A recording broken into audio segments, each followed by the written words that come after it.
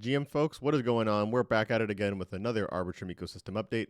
As usual, nothing in this video is financial advice, and everything I do say is my opinion and my opinion alone. Without further ado, let's jump right into it, guys. We have the first tweet here today by StableLab saying that the LTIPP snapshot has been approved. The Arbitrum DAO is given the initial green light for 45 million in incentives. Next on the agenda is the pilot program advisor elections, as well as the pilot program council elections. And then, of course, soon will be the on-chain vote for the LTIPP as well. So just for a little context here, the LTIPP stands for long-term, long-term incentive pilot program. It's essentially the answer to the short-term incentive program that aired back in October, essentially giving the Arbitrum ecosystem about, I think it was like $50 million worth of incentives, or 50 million ARB worth of incentives. I have to remember that. I think it's 50 million ARB. This is essentially the long-term version of this, the long-term version of that, but in a piloted version. If I remember correctly, this is about, in this proposal, they approved roughly 45 million ARB. Which is, I think today's prices is currently around like $90 million, which is insane. And currently on the agenda right now, as they mentioned here, is they're actually electing people to be advisors as well as part of the council, who I think will be kind of part of the group who determines which protocols actually receives some of this funding. Beyond that, I'm actually a little bit kind of in the, I would say I'm a little bit, I'm not exactly sure about like the details of this proposal as much as I knew about the STIP. There's been so much going on in the broader ecosystem that I've actually almost completely forgotten about all this stuff happening within the DAO. But it's pretty clear that there's still like a ton of momentum behind initiatives like these. And the cool part is this is just a pilot. And again, a pilot receiving 45 million in ARB as incentives is nuts. But once it passes the on-chain vote, I think it's going to be similar to the STIP, where you'll see probably broader people within the crypto ecosystem, especially on Twitter, talking more about it. Considering that's actually like when the funds will be passed on to, I guess, the council, who will be actually managing that.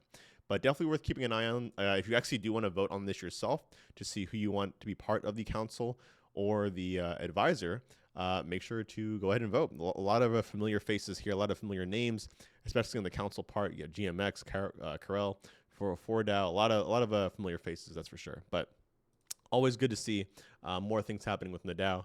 I think there's going to be no shortage of DAO activity in 2024, especially as things start to be kind of shipped and more initiatives and more proposals start to be actually put forth within the DAO. Next, we have something DAO related, of course.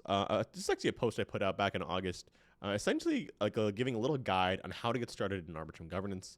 And I literally say here, this is how you can get started in Arbitrum governance, the Arbitrum DAO. You can literally be part of any aspect in governance, such as hosting calls, proposing ideas, organizing people.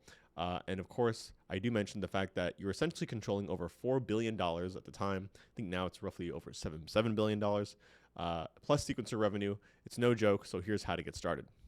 And I essentially just kind of made like a quick how-to guide on like a thread on how you can get involved in governance, all the way from proposal down to the on-chain vote. Definitely worth getting involved if you are interested in getting in crypto, at the governance level.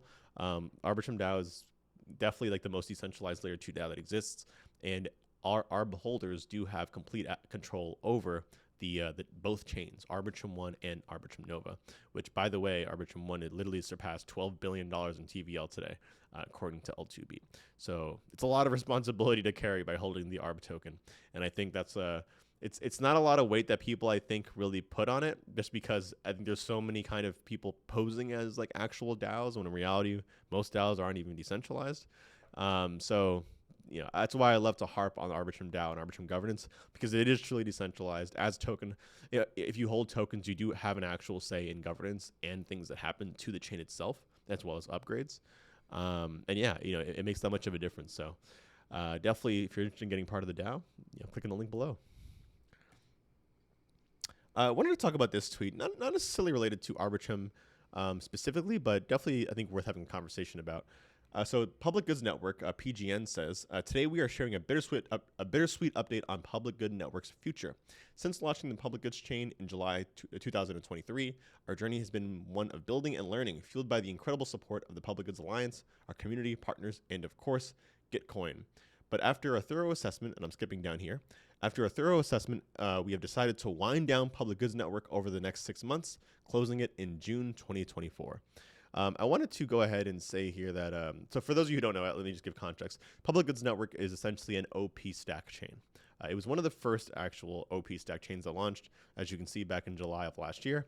And OP stack, for those of you who might not know, is essentially a chain built using Optimism's code base, which is a layer 2 on Ethereum. I don't know what kind of usage the Public Goods Network got over the past couple months. I want to say it was very, very little. Just because, like, to me, it's a problem on both ends. Number one, it's a problem on like branding. Like Optimism branding has always been public goods funding. So to me, it's like, why do you need a public goods network? Optimism is literally that network already, right? So that was one thing. And by the way, I'm sure that also contributed to people just actually making the onboarding experience for funding public goods within Gitcoin's kind of ecosystem all that much more confusing, because now you have a ton of different networks, one called Public Goods, one called Optimism, one called this. Arbitrum is included in that. Like, there's just so many networks, I think, and like the fact that they wanted to make their own, to me, just doesn't make any sense at all. Like OP is essentially what the Public Goods network should have been, and it really is at the end of the day, right? If this is winding down, then OP will essentially be what PGN probably was going to be. But the other part that I think was worth talking about is that part of the reason why they had to wind down, from what I understand, is that it was just way too expensive to run a chain. And I think a lot of projects you're gonna see a lot of projects like kind of create their own L2s, start running them, and kind of, like, you're gonna see a lot of launches happen, I guess is what I'm gonna say. And I think following all those launches, you're gonna see a lot of chains ending up winding down. And it's for the same reason. Running a chain it's not like launching a smart contract, right? On Ethereum or on any blockchain, and that's it. Like, like you are essentially, it's like the difference between having something and just putting it out into the world and seeing what happens, like a coin, for example, or a smart contract, versus like actually running infrastructure, software, like maintenance. Like networks are like, they're like houses. You can't just like launch one and think everything is just going to be fine. Like, you need a way to sustain it. And for the most part, usually it's transaction fee revenue. And they didn't have any transactions on there as far as I'm concerned. And the other problem that was part of it was the fact that they used, frankly, them using the OP stack wasn't good for them, because as far as I'm concerned, the OP stack posts blocks every 2 seconds. And because of that, no matter whether people are submitting transactions or not, your chain will always be posting blocks to Ethereum if you're using the OP stack. So you're still paying to use Ethereum, to post blocks to Ethereum, even if no one's using the chain. So these guys were essentially paying like to keep the lights on, no matter what. And exorbitant fees, I'm sure. So I think, a mix of those two is kind of the reason why they had to spin down. But I do think that, it's possible that they come back in the future. Or like I said, they kind of re-envision that kind of use case that they once thought that PGN could have for the OP chain. But let's see. I don't know. I think public goods has, the idea of public goods to me is a little bit of a meme, to be honest with you. But I think OP will fill in the shoes that PGN was hoping to get. But that being said, shout outs to Gitcoin. Great protocol, and looking forward to see kind of what they do on OP and hopefully on Arbitrum too, because I know Arbitrum, the Arbitrum DAO has used Gitcoin before for different funding opportunities. And lastly, I wanted to give a little shout out to Cryptex. They call it Cryptex Joe Picana. It's like a little collaboration between Cryptex and the Trader Joe community.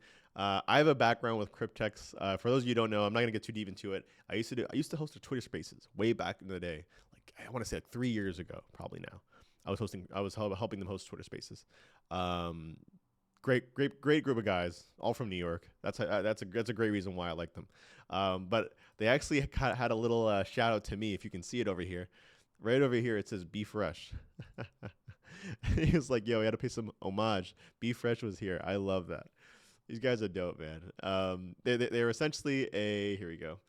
They're essentially a perps protocol where you can kind of go in, trade things, leverage up, leverage down, whatever you want to do, on the different types of products.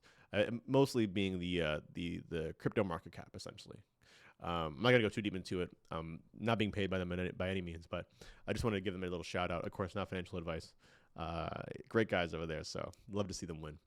But as usual, guys, ending the show, feel free to take a look at the podcast that I'm currently hosting with Offchain Labs, Beneath the Layers, a show focused on highlighting Web3 entrepreneurs and telling their stories. Tons of great content on here. Posted yesterday, actually, a little snippet of me and Ellie from Starkware. But yeah, go ahead and take a look if you have the time and if you're interested in podcast. But with that being said, as usual, guys, have a good one, and I'll catch you guys tomorrow. Peace out.